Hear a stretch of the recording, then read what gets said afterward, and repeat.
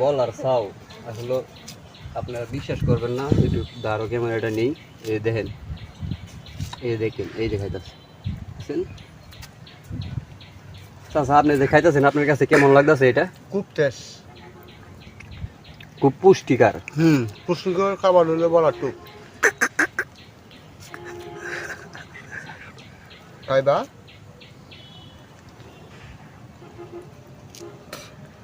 সেই সব খরচ করে অত রুচি আপনার মোহ। হ্যাঁ।